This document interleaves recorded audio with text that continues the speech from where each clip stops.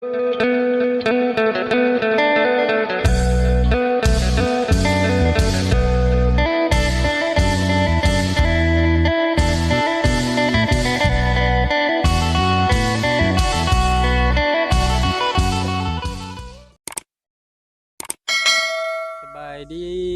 ยดีและสวัสดีพ่อแม่พี่น้อง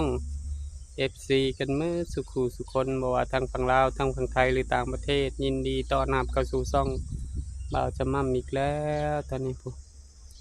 เห็นเฒ่าแก้วก็งมปลา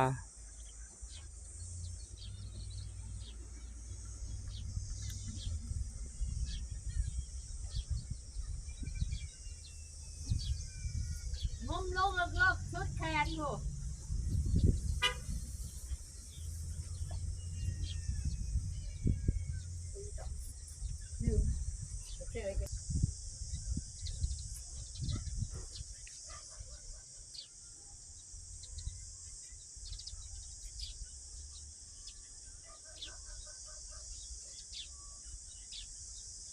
เจ้าว่ามันตายแดดนะมันน้องไม่เท่าเนาะ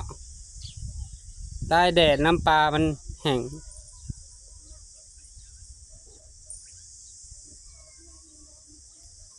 จะมีของขวัญมาฝากให้ไม่เท่าจะนอนมันขึ้นมาก่อนเนาะปลาดุกบ่ปลาคอปลาดุกหรือปลาคอไม่เท่าแน่พอได้กินตอนสวยบ่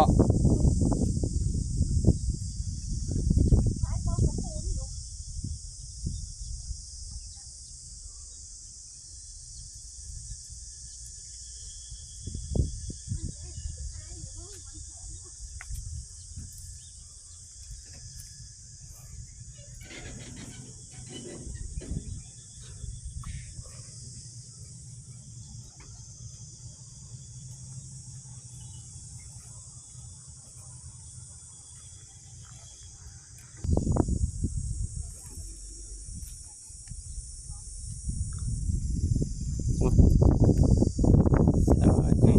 คนทานกันซอยสาวน้อย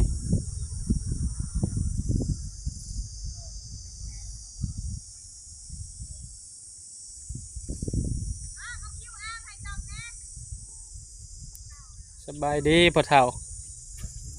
ดีใจเนาะได้ถังน้ำใหม่เลยดีใจแล้วได้แทงน้ำแล้วได้น้ำบนหน่อยได้น้ำใส่บัดนี้น้ำใสแล้วสบายแบบนี้เข้ามันไม่ได้แทงน้ำโดย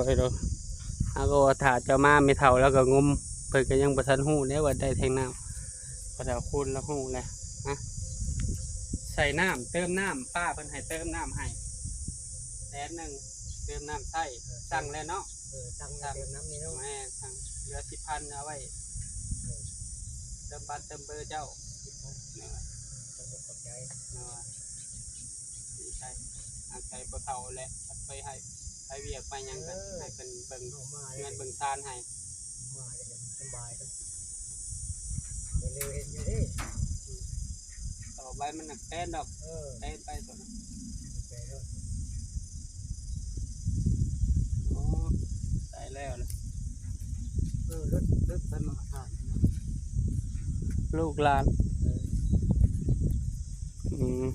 จะหน่อยเพิ่นมาส่งตะกี้ทั้ง170เดี๋ยวนี้90เนี่ย100 กว่าบาทน้ำมันขึ้นแม่เจ้ากินข้าวเช้ากับยังเสียพ่อเฒ่าเจ้ากินข้าวเช้ากับยังกินเครียดโคมมันละบ่สากเด้อยังบ่สากรถบ่ให้มันมดอันนั้นหลายดอกไฟโซล่าร์เซลล์เจ้าสากอยู่บ่เฮ้แล้วฮะมื้อเฮ็ดน้ำทางเอ้าเฮียเฮ็ดทางเป่าเลยนะใช่ทั้งคนคุ้นขึ้นโคแล้วมันดองนะบ่ฮู้มือเลยมือเลยล็อกแล้วก็มันอ้อนะล็อกนั่นอ้อแล้วก็มือเลยมืออยู่แต่ทางโดยเป่าเคิงเลยครับนั่นแหละเล่นตัวที่ได้ขึ้นหาจะคลายใช้แล้วมันไกลแล้วมันไกลแหละบ่เห็นแล้วแล้ แล้ว ตะกี้ยังว่าได้ใช้ดอกไฟตัวนั้นพอได้ใต้ พอได้ไตได้ตัวนั้นน่ะได้อยู่ได้เยอะได้กันแล้ว ได้แทงน้ำได้น้ำใส่เอาไว้ใส่มาเข่าแต่งอยู่แต่งกินน้ำเฮากอาบน้ำน้องธรรมดาน้ำก็ได้ เอากลับไปอาบน้ำนอง อันนี้เอาไว้เฮ็ดอยู่เฮ็ดกินพอเท่า น้ำใส น้ำใส่เนาะ มาเข้ามาน้ำแล้วก็ล้าง โดย น้ำใสจะมันก็บ่ได้เลยประหยัดอาจจะน้องสาได้พวกน้องสาบักจะใส่มันลงพุ่นน้ำนี่น้อง แม่นเฮาลงพุ่นแล้วก็ใส่เลยแม่นบ่ ใส่เลยชองลงนะ ใช้เลย คักเลย มันเป็นน้ำมัน น้ำเข้าแล้วมันก็มันคนกันแล้วก็ใส่แบบตัวนี้แล้วล่ะโอ้คักไป พอดีแล้วถ้าน้ำฝนเฮาก็ได้ใส่บ่ซื้อก็ได้ดอกหน้าฝนเฮาก็โตงเอา ปีนี้บ่เต็มดอก ฮะ 2 ปีเพิ่งเต็ม เจ้าเว้ากันได อันนั้นคำมันนั่นดีก็มันก็เต็มทั้งหมดเลยเห็นมันไหลโอนไหลใส่ลง จักแล้วคันมันผลดีก็อันน่าจะเต็ม อืม อันคนโบราณก็บ่เต็ม แม่นโอ้แม่เฒ่าเพิ่นก็ขายทาน ใกล้ดอก ใกล้ทาง ในร่างน้องนะใครแน่ทำบิ๊กแต่คือมีป้าใดตอนดูดยังบ่ทันแห้งซ้ำนี่บาดมันแห้งแล้วบ่ฮู้บ่ใส่เบิดได้ป้าบ่ฮอด10 โลพอเฒ่าเอ้ยบ่มีเลยหยังว่า แต่ตัวใหญ่มันต้องมีน้องจ้าบัก หลายปีเนาะ หลายปีจำนั้น เฮาก็ยังเงิดว่าบ่มีปลาเลย แล้วก็ตัวใหญ่ก็บ่ได้หลายน้อง บ่ได้ตัวเดียว แล้วนี่จะแปลงนี่ เถียงนั่นสิ เที่ยงนะเนาะ ใช่ มื้อนี้ก็บ่าวจะมั่มกับผักเวียกมื้ออื่นอาจจะไปต่างเมืองต่างแขวงช่วงนี้บ่าวจะมั่มก็ไปสมัครเวียกขับรถขายเสื้อผ้าต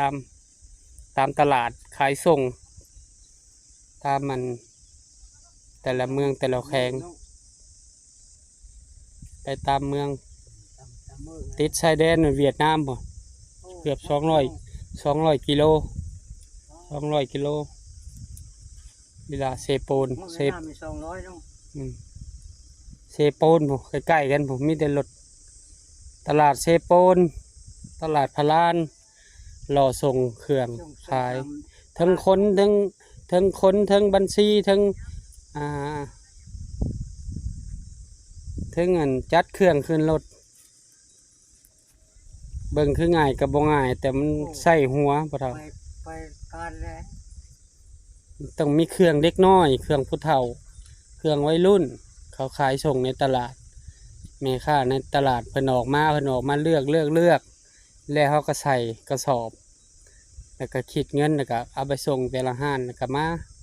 ขนเครื่องขึ้นบางมื้อก็มาไวบางมื้อก็มาช้าแล้วแต่ระยะทาง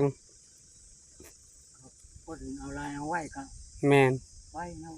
มัดไว้ก็มาไว้เต็มรถตู้พุ่นละ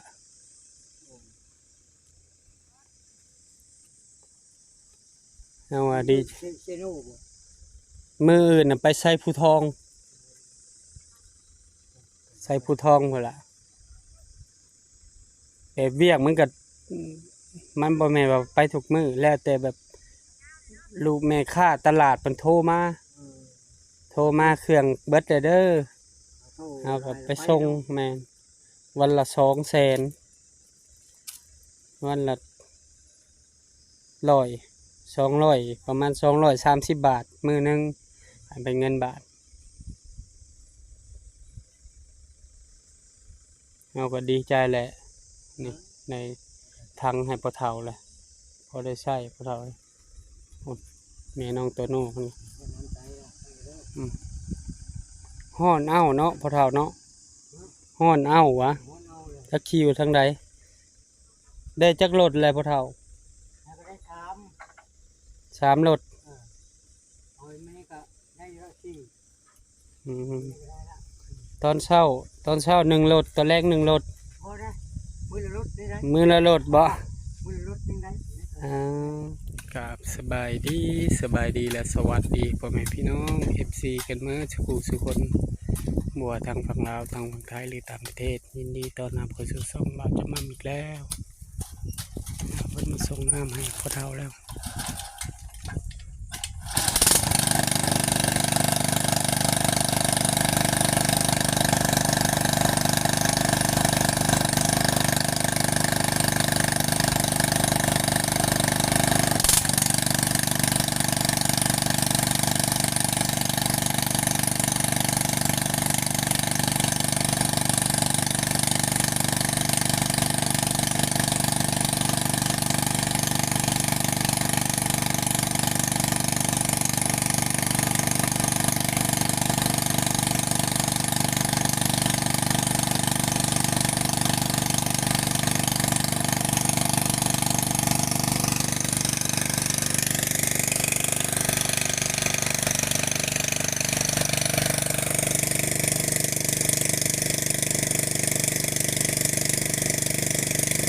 เปิดออกก่อนเปิดให้มันใช้ก่อนพ่อเฒ่า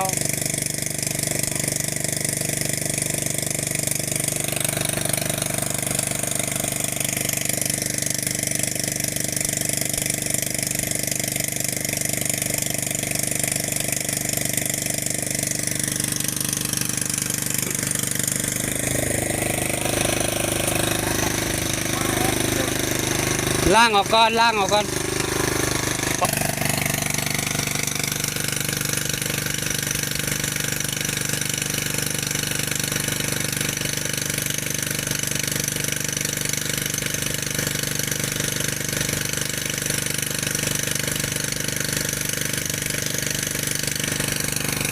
ส่งน้ำเฒ่าคุณ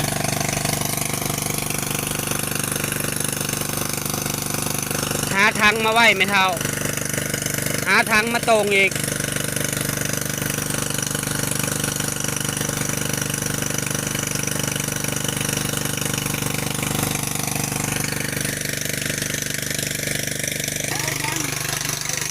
คนป้าบ่ ได้เจอพ่อบ้าเอาผู้ว่าผู้ที่บ้า เฮ้ยป้าขี้ต้มมันเหลึกป้าน้อยแล้ว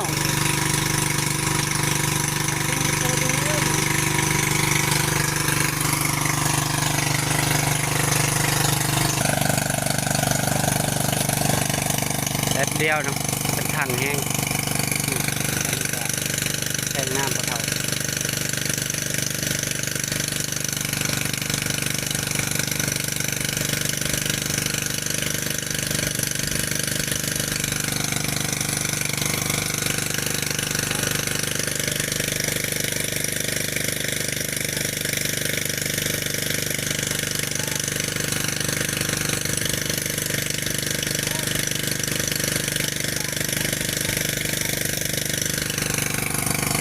ห่อนแห้งพ่อแม่พี่น้องเลย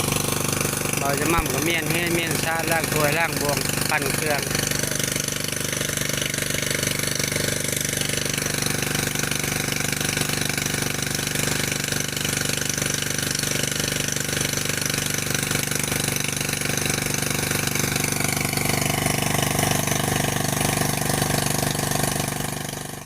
ตายนั่นก็มีแต่บ้าน สบายดีแม่น้องโตโน่ไปอยู่น้ำลูกเบิ่งปิ้งปลาให้พ่อเฒ่านี่ใช้พ่อเฒ่าเบิ่งลูก ได้เต็มเลย กินโลดแล้ว ตายแล้ว ที่ได้ตายก็กองอยู่ทางไหน อ้าว ตายก็กองกับปุ้มอยู่ ปลาดุกเลยนี่เนาะ ปลาดุก ปลาดุกนา ตัวนึงก็บ้าใหญ่นี่เอาพันทัน ปลาดุกกันได้มันยังอยู่สิเนาะอืม เอามันแดดแล้วก็มันขึ้นตายแล้วแล้ว มันขึ้นเทิง ขึ้นเทิงแล้วตาย ขึ้นเทิงตายเทิง แล้วเป็นปิงขิมอยู่แล้วที่ต้มบุยขึ้นมาเอาจกลงไปเห็นแล้ว อืม มันเป็น มันเป็นหูอ่ะ เป็นหูหรือขี้ต้มมาก็ขึ้นมา อืมโอเคเนาะตอนนี้เราก็ให้พ่อเฒ่าคูณแม่เฒ่าแก้วอวยพรให้ชาววันที่เป็นซื้อแทงน้ำให้ใส่ ขอบคุณขอบมกขอบใจลูก ซื้อแท่งน้ำให้แม่ก็ฮอดละเด้อ โดย ให้อยู่ดีมีแห้งเด้อโชคให้มาให้ลำไม่รวย โดย ให้สุขกายสุขใจหาเงินก็ให้ได้หาคำก็ให้มาอันเด้อลูกเด้อเงินเต็มให้ไก่เต็มทงเด้อให้โชคให้มันอยู่ดีมีแห้งจ้า โดยพ่อเฒ่าสาววันเด้อชื่อ สาววัน ชาวะ สาววัน อันนี้ก็ขอขอบคุณชาววันได้แทงน้ำมาให้แล้วก็ขอบคุณขออยู่ดีไม่แห้งให้มันให้ยืนให้สุขภาพแข็งแรงอยู่เย็นเป็นสุข โดย สุขสบาย โดย ถ้าทุกมันยืนเถอะ ดีใจนำแม่ มี เฒ่า แต่ เอ้ย ขี้ต้ม ถ่ายคลิปมื้อนั่นแหละ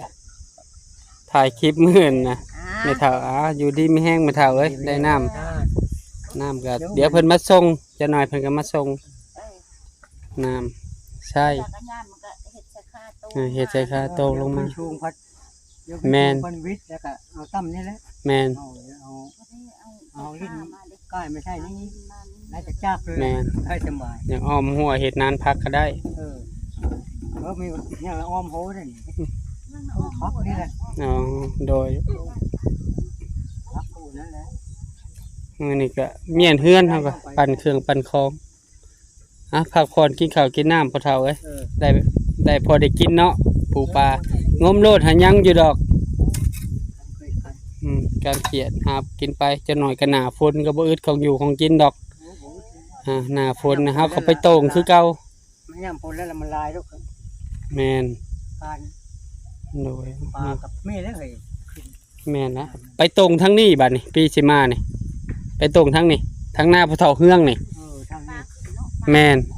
ทั้งนี้อยากเปื้อน ทางนี้มันเปื้อนพู มันเปื้อนทั้งนี้ โอ้ยไม่แต่ทางโมเป็นแต่ยากปานใดนะ แม่นแม่นนะไปทั้งพี่บัดนี้สะอาดดีทั้งนี้มันลงมาแต่หนองโรงเรียนเด้ มีแต่อันนั้นอันนั้น โดยเอามาฮอดนี่บ่จะมั่มขอบคุญขอบคุณเนาะป่าวันที่ให้ป่าจะมั่มเป็นสะพานบุญซื้อแทงน้ำมาให้พ่อเฒ่าเติมน้ำให้พ่อเฒ่าขอให้ป้าเพิ่นอยู่ดีมีแรงสุขภาพร่างกายเข้มแข็งไปใส่มาใส่ตลอดปลอดภัยมันยืนเด้อขอให้ป้ามีความสุขกายสบายใจโดยมาฮอดนี่ฝากพ่อแม่ FC เป็นกำลังใจให้พ่อเฒ่าคูณแม่เฒ่าแก้วครอบครัวบ่าวจะมั่มแม่เฒ่าคำสาวน้อยเด้อโดยมาฮอดนี่ฝากพ่อแม่ FC กดติดตามบ่าวจะมั่มกดไลค์กดแชร์อย่าลืมกดกระดิ่งเพื่อบ่พลาดคลิปใหม่ๆของบ่าวจะมั่มก็สิขอตัวลาพ่อแม่พี่น้องไปก่อนพร้อมกับพ่อเฒ่าคูณสบายดีพ่อเฒ่า สบายดี อยู่ดีมีแห้งจะน้อยเพิ่นก็มาส่งน้ำพอได้ใช้แล้วบัดนี้หายห่วงน้ำแหละ เดี๋ยวมันได้แล้วสบาย แม่น มันย่ำพลกับมันง่าย ง่ายอีก ตรงนี้เลย ไปใช้กะไปอยู่ใช้กะเอาไปน้ำแทงน้ำอยู่พี่ก็อยู่พี่เลยปักหลักอยู่พี่เลยเนาะ จำอยู่นี่เลย ประจำอยู่นี่แหละ ดีใจแล้ว ไปแล้วก็มาได้คน2 บาททำมาเลี้ยงแล้วก็ไม่ว้าวเด้อ คนแทงน้ำละครับแล้ว นะอันนี้ปลาไว้เป็นห่มบ่ตัดมันน่ะ มันย่าน้ำนี่ได้ แม่นย่างน้ำ ได้แหละ เฮาก็ได้อยู่เฮือนนี่ฮาก็เมียนเฮือนนี่ก็ปั้นเครื่องปั้นของเตรียมแล้วมื้อนี้ก็เตรียม นี่ไปตักเจ้าน้องโคแห้งเลย เพื่อหามมากบ่แม่นง่าย เป็นอย่างนี้เลยนะ ฮะ ร้อนแล้ว